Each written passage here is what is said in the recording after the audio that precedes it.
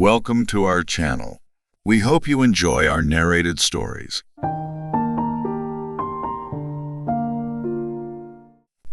Jake had been deputy sheriff for about 3 weeks when the stranger drove into town. At first, he was puzzled. He'd thought he'd met everyone in this godforsaken place. Hell, he saw most of them in the saloon every night. But this man was unknown to him. And then, as the horse slowed to a halt and long, lean limbs unfolded themselves from the driver's seat, he realized his mistake. Years of hardship had etched lines on the woman's face, but he thought she would be beautiful if she ever smiled. "Who's that?" he asked Hal Murdoch. A sour expression crossed the saloon-keeper's face. "That's Annie. Not someone's wife, not someone's sister. Just Annie." Jake waited for an explanation that didn't arrive, then watched as Annie strode into Sam's mercantile, her long hair snaking down her back in a copper-colored plait. Her steps were swift and businesslike, as if she didn't want to waste precious time here. Intrigued by the air of mystery she exuded, he followed her in and pretended to examine the small, neat pistol out on display. "Usual order, Annie," he heard Sam ask. The woman shrugged her response, her eyes restlessly roving the store as if she were a caged animal. From the corner of his eye, Jake watched Sam weigh out a sack of sugar and another of flour, then nod towards a barrel of beans. Without saying a word, the woman tipped the barrel onto its side and began rolling it out of the building towards her waiting wagon. He stepped after her, intending to help her heave the heavy weight into the vehicle, but she hefted it easily without a sign of exertion. Feeling useless, he grabbed one of the smaller sacks and hurried it out to her. She took it without a word of thanks. "I'm Jake, the new deputy," he said. She merely nodded, avoiding eye contact, and turned on her heel to re-enter the store. It was only as Sam was adding up her purchases that the woman spoke. "I'll take a packet of needles, too, and some thread." The husky tone of her voice was strangely alluring. After she'd gone, he wandered back into the mercantile. "What's her story?" he asked. "How come I ain't seen her before?" Sam scowled. "Nothing to tell. She lives on a homestead a good 8 miles or more from here. Her and her kids." There was a deliberate pause. "Folks say she killed her husband." That night, his mind kept returning to her as he lay on his narrow cot, unable to sleep. He saw the long copper plate and imagined how she would look if her hair were loose and tumbling about her face. He remembered the leanness of her body, so different to the fleshy curves of the whores in the cath house, and wondered how it would feel if her limbs were wrapped around his. When morning came, he was still thinking of her. She was an itch that couldn't be satisfied. Days bled into one another as winter set in. The air was crisper, colder, and daylight disappeared well before its appointed time of departure. Jake kept watch for Annie, but she didn't reappear. After a few weeks of waiting, he resolved to lay his obsession to rest. He was unprepared for the flurry of activity that greeted him on All Hallows' Eve. Waking to the sound of hammering, he peered out of his doorway, bleary-eyed, to see what all the fuss was about. Heavy planks were being nailed across doors. The saloon and Sam's mercantile were definitely closed for business. "What's all the commotion?" he asked Henry Martin, the town doctor. "Geez, a few precautions." The older man's gaze did not meet his own. "It happens every year. People have been known to disappear. Henry's expression was invisible beneath his big black bushy beard. "This used to be a place of nigh on 500 people, he said eventually. "These days, we're lucky if we can count more than 100. What happened to them?" He was deputy sheriff. Why had no one mentioned this to him before? Henry shrugged. "You'd best lock your door tonight. Or better still, get out of town. Come tomorrow. There'll be a pile more empty buildings." Throughout the rest of the day, Jake watched as the population dwindled. Those who did not climb into carts and drive away simply retreated into the buildings that lined the town's single street. and he now heard the sound of people hammering their doors shut from the inside to ward off the impending disaster. It was only as dusk began to stretch out tentative fingers that he thought of Annie. Was her homestead far enough away to keep her safe from whatever was coming? He knew she had 2 children, a girl and a boy, and that she lived due north on an isolated farm with no neighbors. An idea came into his mind. He saw himself arriving at her door, offering protection.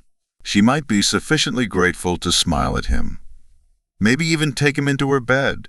He thought once more of her long limbs and her long hair, and his longing threatened to overwhelm him.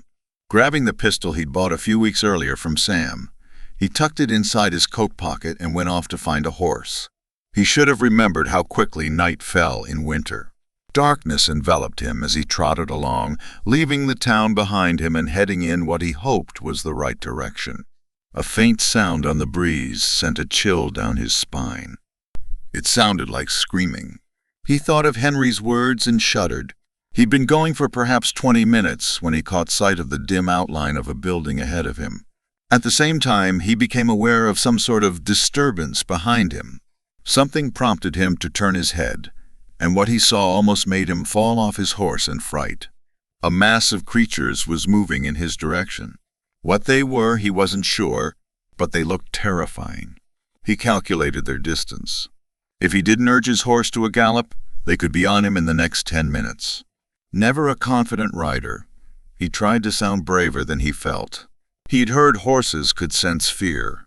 "Come on, git," he urged, kicking the animal's sides with his feet in an attempt to make it move faster. The sudden spurt of speed startled him.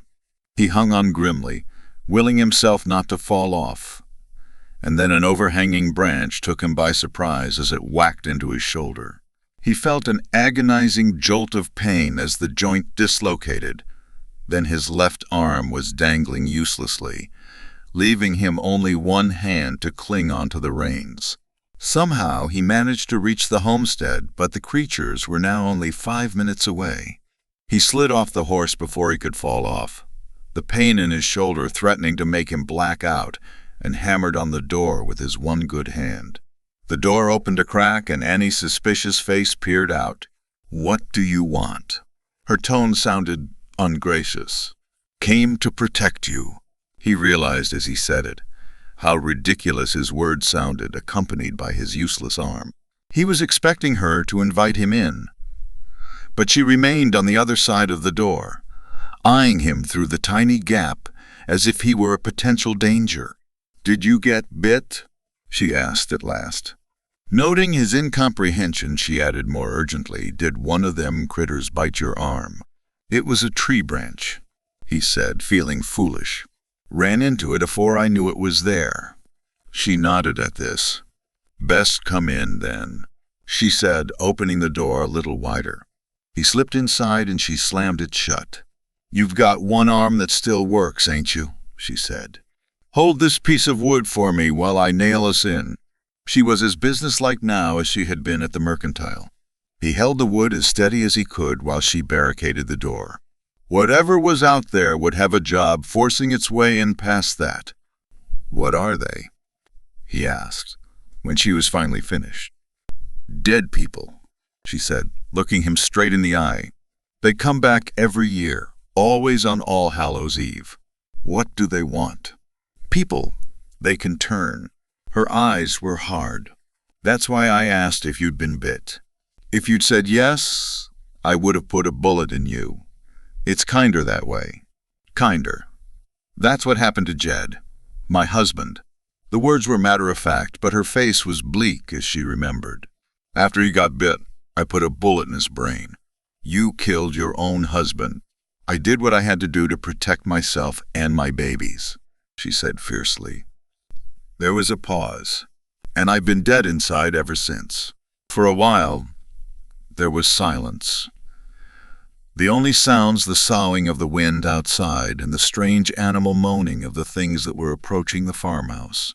Now that the rush of adrenaline had left him, he found his mind returning to the pain in his shoulder, and he struggled not to let it show on his face. "You want me to look at that arm of yours?" When he nodded his assent, she told him to take his shirt off. "It ain't the best light for doctorin'," she muttered, "but it'll have to do." She had to help him pull the shirt over his head. When her fingers touched his skin, they were rough and calloused. She was a working woman, not a fancy lady with time to sit around rubbing grease into her skin. He tried not to wince when she prodded his shoulder. "Reckon I could pop that back in for you," she said casually. "You'll be more help tonight with 2 working arms." The firelight cast shadows on her face as she said it, and he was half afraid and half in love at the same time. "What are your children's names?" he asked, trying to take his mind off the fiery pain in his shoulder. "John, he's 10. And Mary, she's going on 12. They're in the storm cellar right now. I reckoned it'd keep 'em safe." An agonizing flame shot through him as she attempted to realign the dislocated joint. "You were a fool to ride over here," she said abruptly. "You should have stayed in town, or got yourself clean away." "I was thinking of your safety," he protested. "Yours and the kids." "What do you want from me, lawman?" She sounded weary. "You're not much older than they are, and that's too young to be setting your cap at someone like me." "I'm 23, he said defensively, "and I'm 34. He gazed at the taut, muscled body, leaned beneath her man's clothing, and thought once more of what it would be like to feel her moving beneath him. "Don't you ever feel lonely, Annie?" It was the first time he'd used her name. Some nights, she said honestly. "But then I tell myself I don't deserve to take another husband after killing the first one. I haven't had a man since Jed died." "You deserve to be happy," he said softly. She laughed bitterly. "I don't think I know what happiness is anymore," she said. The noises outside were getting louder. Annie looked him squarely in the eye. "I could lie with you tonight," she said slowly and deliberately, "but it wouldn't be loving. It would be need." He wanted her to need him, but instead she picked up her rifle. "Keep watch at the window at the back," she said. "It's time I blew me some brains out of them critters." The next few hours passed in a blur. Shoot, reload, shoot, reload. Sometimes the creatures got as far as the door, and he realized why Annie had reinforced it when he heard their claws scratching at the wood. "Have you got a gun of your own?" she gasped the first time she had to reload. By way of answer, he withdrew the pistol from his coat pocket. "Take over," she ordered. "I just need you to hold them back while I top her up." She was already fumbling for her powder horn. Jake took her spot by the front window and peeped through the shutters. The creatures did not seem decimated. If anything, there were more now than there had been when he arrived. "Duck!" Annie yelled suddenly. He heeded her warning just in time to see brains splatter the wall in front of him. "Darned varmints," she muttered, scrambling over him to take back her perch. He watched the back of her, noting how she gave the task her full attention. She was world-weary, but somehow, when she was shooting those things, she became alive once more. Killing them gave her life a purpose, and he knew then that she would never look at him in such an animated way. All night long they kept the creatures at bay. Annie did not tire even when they began swarming over the outside of the house. Sometime before dawn, it was finally over, and a pile of corpses littered the ground outside. "You'll be safe now," Jake said, almost as if he had been the one protecting her. Her reply chilled him to the bone. For a time, maybe days, maybe months, maybe even years, but they'll be back. And one of these days, we won't be so lucky. One of these days, John or Mary will have to take my gun and shoot me in the head, just like I did their pa. "Then come with me," he argued. "You'll be safer in the town." She shook her head slowly, as if marveling at his stupidity. "Take a good look at the critters we killed," she said, dragging him outside. She swung her lantern over the dead bodies, and the lamplight picked out clothing. Features he recognized. Doc Martin's black, bushy beard, Sam's plaid shirt and faded leather breeches. They were his townspeople, every one of them. "Why do you think we live out here on our own?" she said as his face blanched. "It's because that town's cursed. Jed had to shoot his own family. Mine too. We moved out here, away from the town, so we'd be safe. I can take you and your kids somewhere else, somewhere safer," he began, but she shook her head. "It's what we know," she said. "Then let me stay here and protect you," he said next. "With a busted shoulder, my shoulder will heal. But you won't if you stay here alone."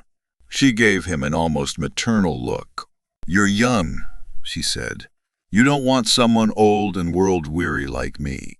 She began dousing the corpses with kerosene. "You have to burn them," she said. "Otherwise they just get up again the next day." Her eyes were hard. "That's how Jed got bit. We didn't know then. Thought a bullet in the brain was enough to keep him dead." She put the flame to the bodies. "Sometimes there's no hope for the future. Sometimes all you can do is burn the past."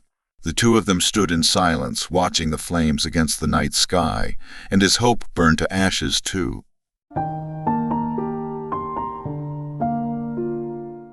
The end. Thank you very much for watching.